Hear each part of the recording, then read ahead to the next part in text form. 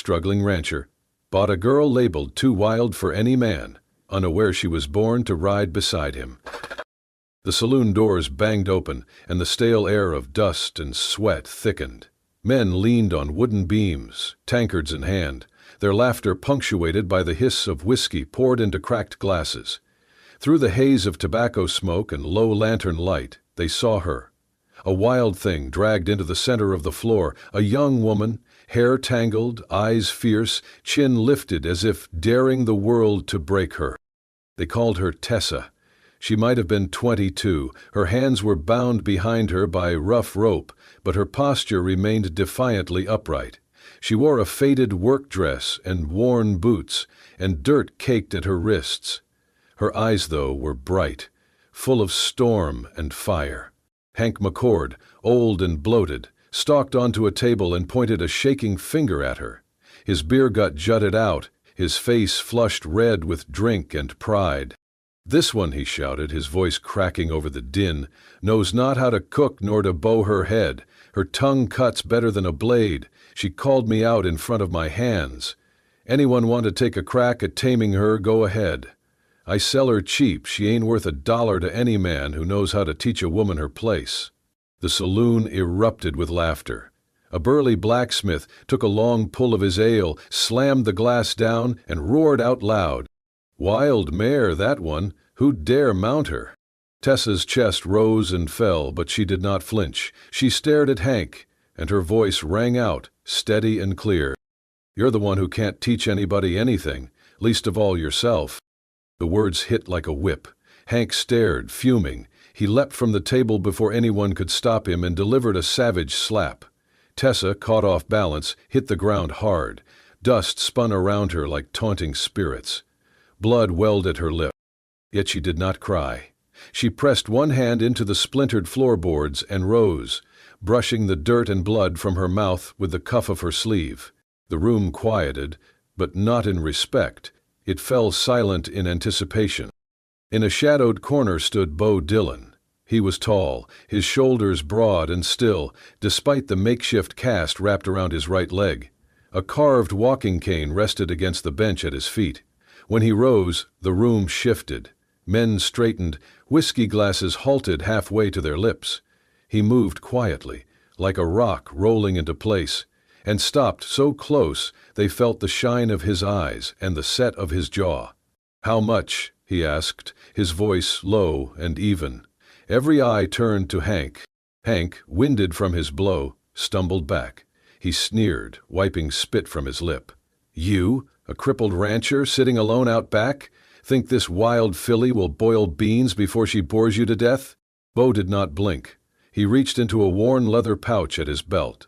The pouch opened with a crisp snap, and then a neat clink of silver coins rattled across the table, past whiskey boots and empty mugs, until they stopped at Hank's dirty hand. "I don't want someone easy to own," he said. "I want someone who's got fire." Time slowed. A man's laughter died halfway through a breath. For once, animosity held its tongue. Bo crouched down and cut the ropes that bound Tessa's wrists. He helped her to her feet, steadying her with a firm hand at her elbow. They stood, facing each other, in the center of the saloon. She didn't smile, she didn't look grateful, but her eyes glowed with something like recognition. An ember sparked in the ashes. He didn't ask her name, she didn't volunteer one. He simply ushered her through the crowd, past the tables of still murmuring men. No one spoke. Some scowled, others watched, uncertain. As they stepped outside into the cool night air, Tessa raised her chin higher, the wind catching stray strands of her dark hair. She walked without looking back at the saloon's swinging doors, where laughter and curses had filled the walls scarcely a moment before. Behind her, beside her, Bo followed. He did not speak. He carried a lantern, its light steady in the dark, but his eyes were on her, the woman who would not bend. And though she would not say the words, something inside Tessa felt a shift, a realization that maybe this man too lived by his own rules, and would not ask her to silence hers. So she walked into the night beside a stranger who had seen her storm and offered something neither training nor ownership could provide. choice. The wagon creaked through the last bend of the dusty trail as dusk draped its silence over the plains. Tessa sat upright beside Bo, her arms crossed, her jaw clenched. Though free of rope, the weight of humiliation still clung to her like dust on her boots. She had not spoken a word since they left Red Hollow, nor had she asked where they were going. Bo's ranch stood at the edge of a shallow ridge, a modest spread of land lined with corral fencing and a weathered barn sagging at one end. His house was simple, 2 rooms and a loft, patched with care but bare of unnecessary comforts. He stopped the wagon, climbed down slowly with the help of his cane, and then turned to offer her a hand. She ignored it, jumped down herself, and followed him wordlessly toward the house. Inside, it smelled of cedar smoke and old leather. He showed her the loft by pointing. A wooden ladder led to a low-ceilinged space above the main room. "Bed's made, clean towel by the basin," he said gruffly. Then, without waiting for thanks, he turned and walked out, leaving her with nothing but the sound of the wind and her own breathing. That night, Tessa did not cry. She lay on the stiff mattress, staring at the rafters, listening to the horses shifting in the barn. She was used to strange roofs, cold floors, men with rough hands and cruel words. This one was different, too quiet, too clean, suspicious. At dawn, before the sun broke, she was up. She drew water from the pump, stoked the stove, and began sweeping the front porch. No one told her to. She just knew better than to leave things undone in someone else's house. By the time Bo opened the door, limping toward the barn, she had already started boiling water for coffee and was scrubbing a saddle near the fence. He paused, taking in the sight, then stepped over and dropped something on the porch rail, a pair of soft, worn leather gloves, small enough for her hands. "Do not act like you're hiding a crime," he said, not unkindly. "Work like you belong here." Tessa took the gloves. She said nothing, but something in her eyes shifted, a tiny crack in the walls she had built so carefully. That afternoon, as she chopped wood by the shed, she caught him watching her. Not judging, just watching. Her swing was practiced. She had done harder work, dirtier work. Chopping wood was almost a kindness. Bo returned to his chair by the fire, his cane leaning against the hearth. She brought him coffee. He looked up, surprised. "When?" he asked. She shrugged. "You paid for me." His jaw tightened. "I paid to get you away from McCord, not to own you." "Same thing to most folks." "Not to me." Silence filled the room again, but it was no longer the cold kind. That night Tessa lay in the loft, listening again. Not for danger, just for him, the sound of Bo shifting below, the groan of the fire settling, the quiet hush of wind outside. She did not trust him, not yet, but she no longer feared him. And for a girl who had spent her life fighting for every inch of breath and space, that was a beginning. The wind swept steady over the ridge that framed the ranch, sending dry sagebrush whispering along the fence lines. Tessa rode the property each morning now, her hair tucked beneath Bo's old trail hat, her boots dusty, her frame straight in the saddle like she had been born on horseback. She moved with purpose, checking fence posts, tossing feed, her voice calm and low as she herded cattle into the lower field. Bo watched from the porch, cane across his lap, saying little but noticing everything. Late one afternoon, just as the sun began to dip behind the hill, Bo limped toward the barn with a bucket in one hand and a halter in the other. Tessa was brushing down one of the younger horses when she heard the thud, a sharp sound of flesh against earth. She turned. Bo lay awkwardly near the trough, cursing under his breath, his cane several feet away. She ran to him, already crouching. "Do not move," he grunted. "I am not going anywhere." Without waiting for permission, she slipped her arm behind his back, another around his waist. "Come on," she muttered, lifting. "You are heavier than you look." "I look heavy," he rasped, but let her help. It was slow going. Her chest pressed against his back as she half carried, half dragged him toward the house. Neither of them spoke, but both were acutely aware of how close they were, how the line between necessity and something else flickered. When they reached the steps, she shifted him to a sitting position too quickly. His leg struck the edge of the bench with a dull thump. He winced, gritted his teeth. "Sorry," she said, eyes flicking up, then quickly away. "Not broken," he replied, voice tight. "Just bruised pride." She turned and walked into the house, not waiting for more. Behind her, Bo watched the sway of her shoulders and the way the evening light caught in her hair. He chuckled to himself, a small, surprised sound. Cute, he thought. The word had never once come to mind about Tessa, until now. The next morning she found a note beside her plate. Tessa, feed bins low, check north fence. Her name, not girl, not you, just Tessa. She touched the paper once with her fingers before tucking it into her apron. That night, after the chores were done and the lantern glowed low, she sat across from Bo by the fire. He poured her a tin cup of coffee, neither of them speaking for a while. Then, quietly, as if measuring each word, she said, "My parents were killed when I was 8. I saw it happen. Bo looked at her, said nothing. "They were settlers," she continued, "too proud, too trusting. One night men came, said they wanted water. My father let them in." Her voice didn't crack. It was steady, hard-earned. "I watched from under the floorboards. They burned the house, took what they wanted. I was found days later by a stable hand from another ranch. Thought I was a boy at first. Didn't matter, they put me to work. Hard work. Blood work. The kind that makes you forget your own name." The fires snapped. She looked up. Her eyes were dry, fierce. "I stopped crying that year. Decided if no one was going to protect me, I would have to become the kind of girl no one could break." Bo's eyes met hers, deep, still, but not cold. He did not offer comfort. He did not pity her. Instead, he simply nodded. And for Tessa, that was more than enough. The last traces of winter clung to the northern hills, but the ground near the porch had begun to soften.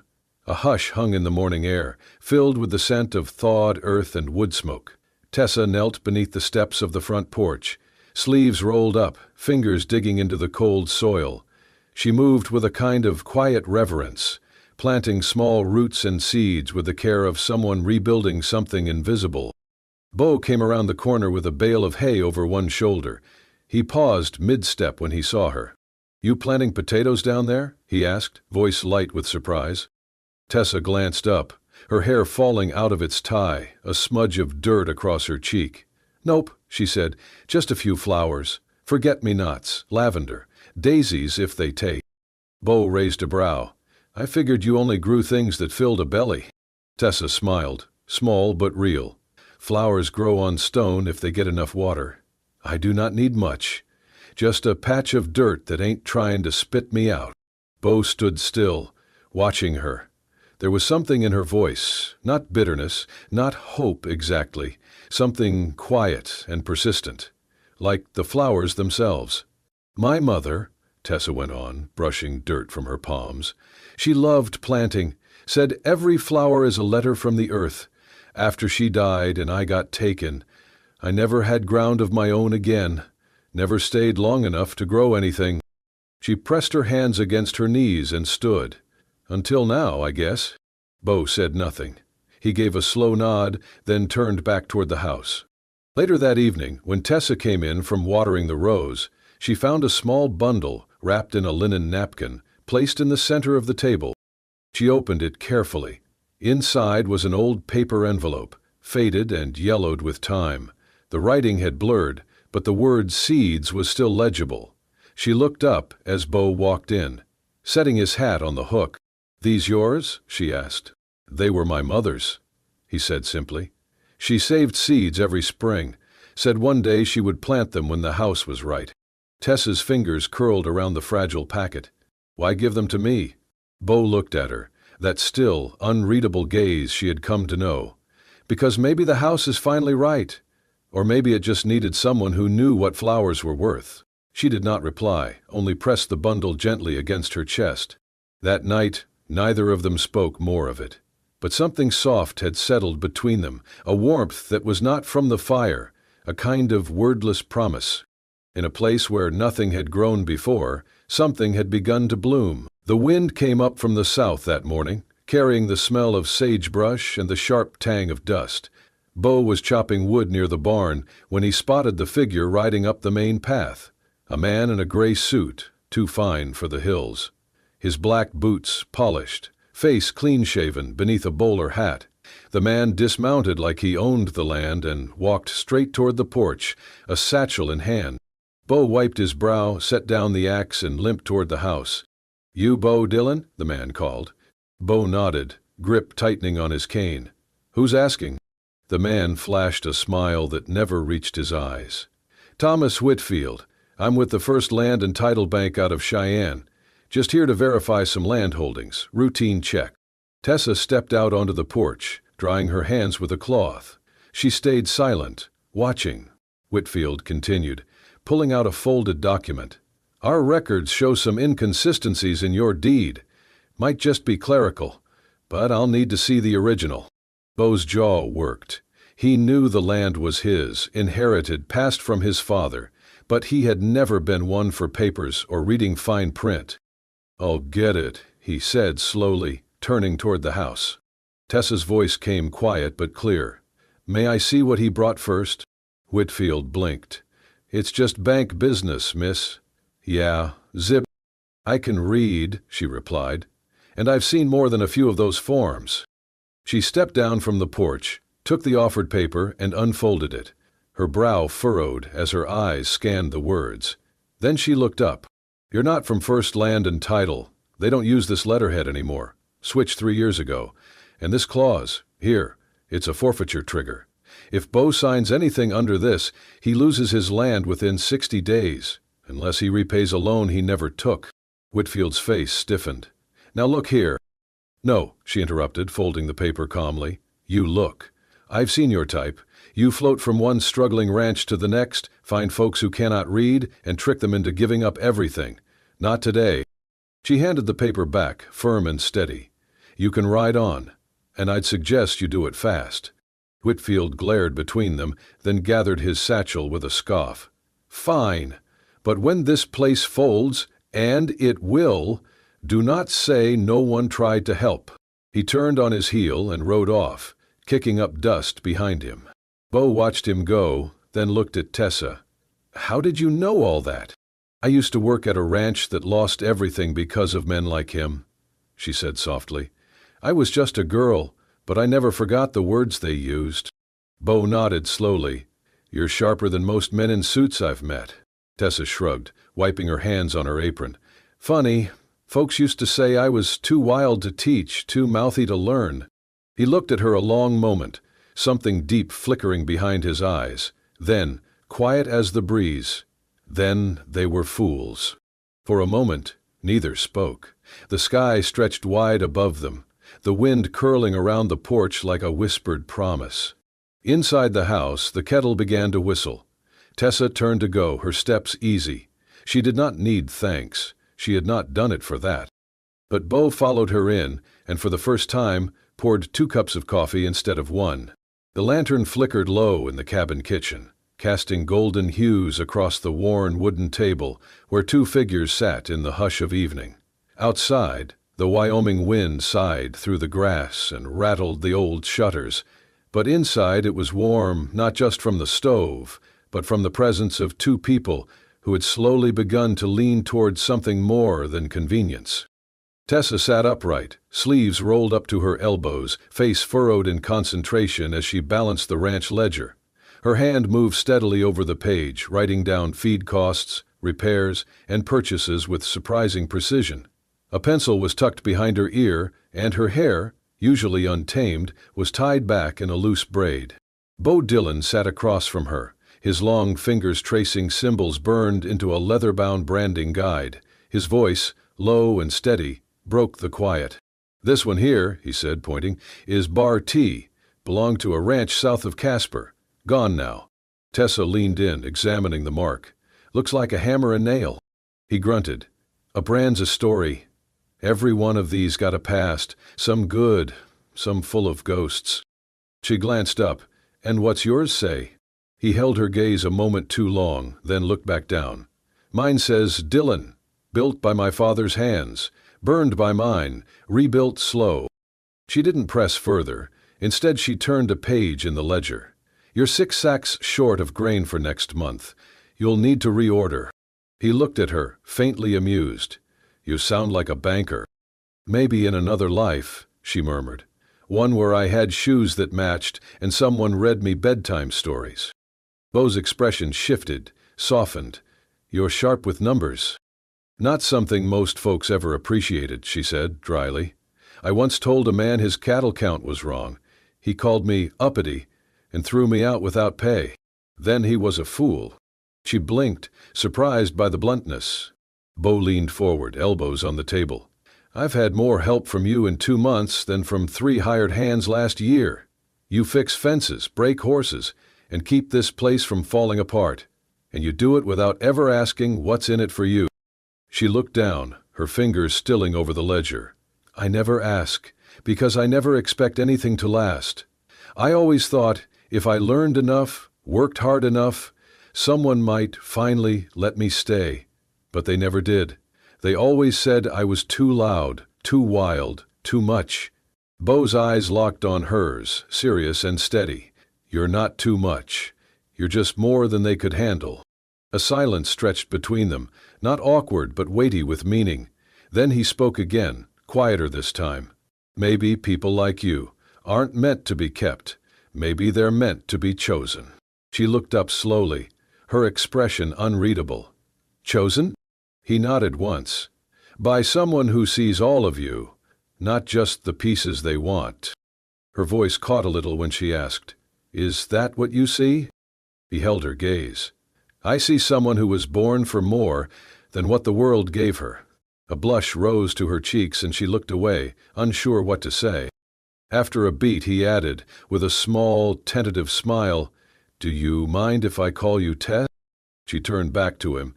"Tess? It's shorter," he said, shrugging slightly. "Softer, maybe. And I figured you deserved something gentle for once." She laughed softly, a surprised, quiet sound. "No one's ever shortened my name before. Usually they just shout it." "Well," he said, smiling, "I ain't shoutin'." She paused, searching his face, then nodded. "All right, Ted." He tapped the ledger lightly. "You missed a number on that last row." She rolled her eyes and leaned back over the book, the blush still faint on her cheeks. "I did not." "You did," he said, still grinning. They sat like that a while longer, the fire crackling, the prairie wind moaning in the distance.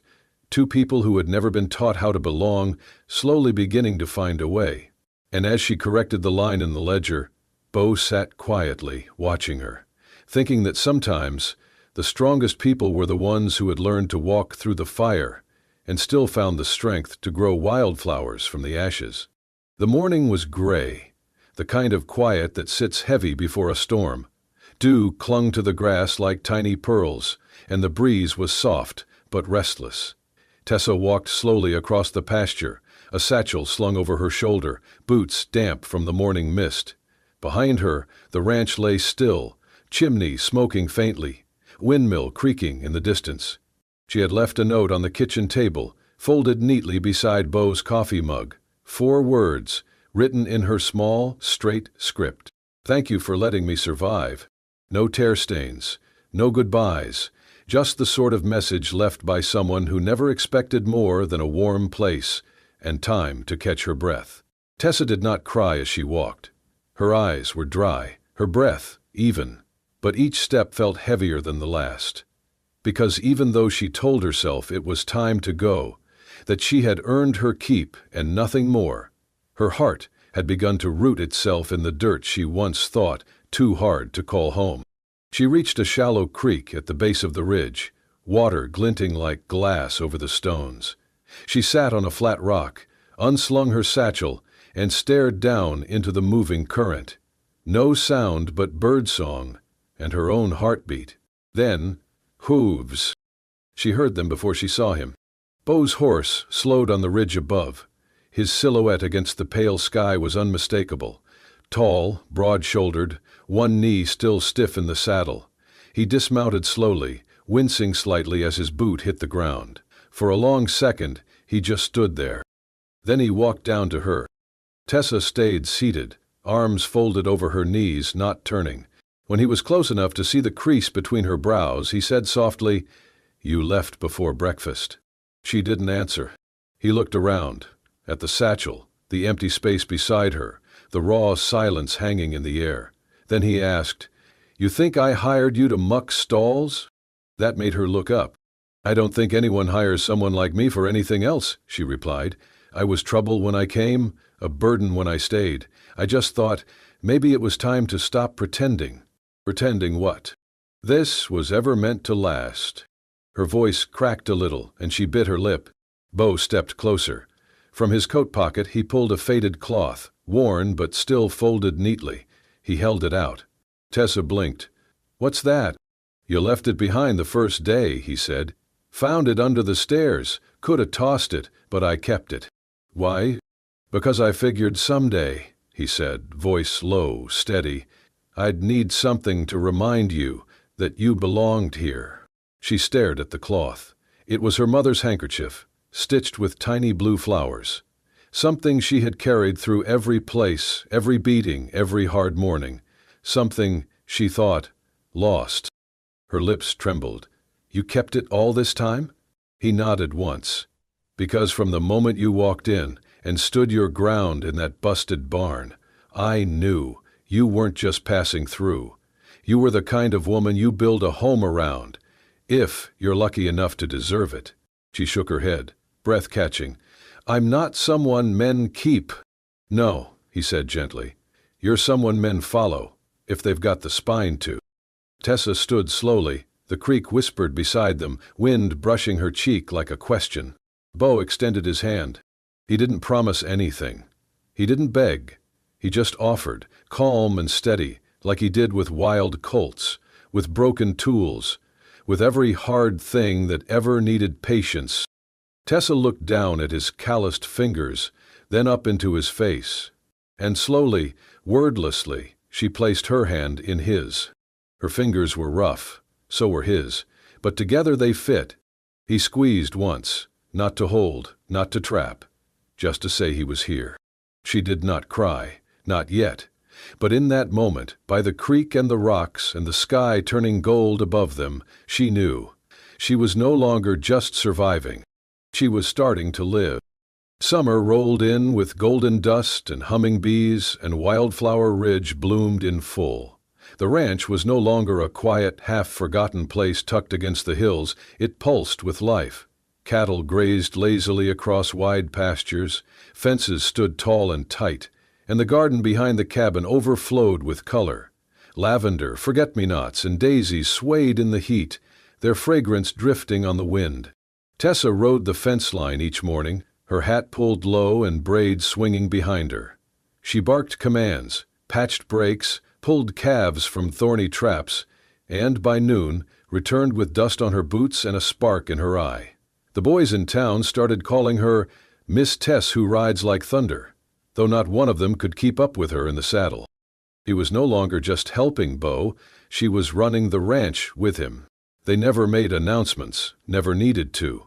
But the way she walked beside him at the general store, hand brushing his, the way he passed her tools without asking, the way she handed him coffee every sunrise, with the quiet smile of someone who had made peace with herself, it was all clear as glass. On one warm evening, with crickets chirping and the sun hanging low like a coin in the west, Bo saddled his horse and whistled for her. She met him outside the barn, curious. "You planning on running off?" "Only if you're coming too." She arched a brow. "Where we headed?" "You'll see." They rode side by side, hooves kicking up soft clouds of dirt. The trail wound past the southern field, over the small ridge where wildflowers bloomed thickest in spring. It had been Tessa's idea to scatter seed there. The soil was rocky, the hill half barren, but she said it deserved something beautiful. Now, in the golden light of dusk, that hill was ablaze with color. Bull dismounted and tied his horse. She followed suit. Together they climbed the last slope on foot, boots crushing wild petals. At the top they stood in silence. The flowers brushed their knees. Wind moved through them like a hymn. In the distance, the ranch lay quiet and golden, safe under their shared care. Bo cleared his throat. You said something once, about how flowers can grow on rock. Tessa turned, curious. I did. He looked at her, steady and calm. Got me thinking, if flowers can grow on stone, maybe love can too. She didn't speak, just watched him, every wall inside her trembling but not falling. Bo took a slow breath. Where does it grow, Tess? Love, I mean. She blinked, then smiled softly. A smile full of everything she had been and everything she had become. In people, she said, who ain't afraid of where they came from, even when it hurt. His eyes dropped for a moment. Then he reached into his coat pocket. From it, he pulled a piece of leather, worn, curved with age.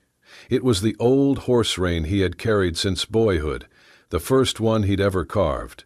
And in the center, a single letter burned into it. T. I ain't got a ring, he said. Never figured I'd need one. He stepped closer and held it out. But this has followed me longer than any man or woman. Through war, through storms, it's the only thing I ever trusted to hold steady. Tessa stared at the strip of leather. Her throat tightened. I want it to follow you now, Bo said. If you'll let it. She didn't answer right away, just reached out, her calloused, sun-browned fingers brushing his. She took the leather, looped it gently around her wrist, then met his eyes. You didn't try to tame me, she whispered. No, he said. You're not a thing to be tamed. You just stood beside me. He nodded. That's the only way I want it, he said. Beside you. Always. They stood like that, long after the sun dipped behind the ridge. No vows, no preacher. Just flowers, wind, and two souls who had stopped running. From that day forward, folks didn't call it Dillon Ranch anymore. They called it Wildflower Ridge. Not just for the blooms, but for the woman who made them grow. Tessa rode beside Bo every day after, through storm, through sun, through every broken fence and every birth in the barn. And when strangers came and asked who ran the place, the townsfolk would say, She does. The girl no man could keep. But someone did? No, they'd reply, smiling.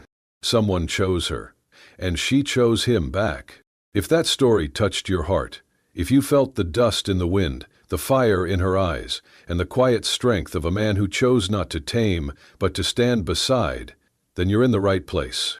At Wild West Love Stories, we bring you tales of love that rise from the hardest ground. Stories where hearts heal, where strong women and silent men find something worth holding on to, and where even the wildest souls find home. So if you believe in that kind of love, the kind you fight for, the kind you ride beside, hit that subscribe button, like, and share this story with someone who still believes in real, raw romance. And remember, out here in the West, love was never tame. Subscribe now to never miss a heartbeat from Wild West Love Stories.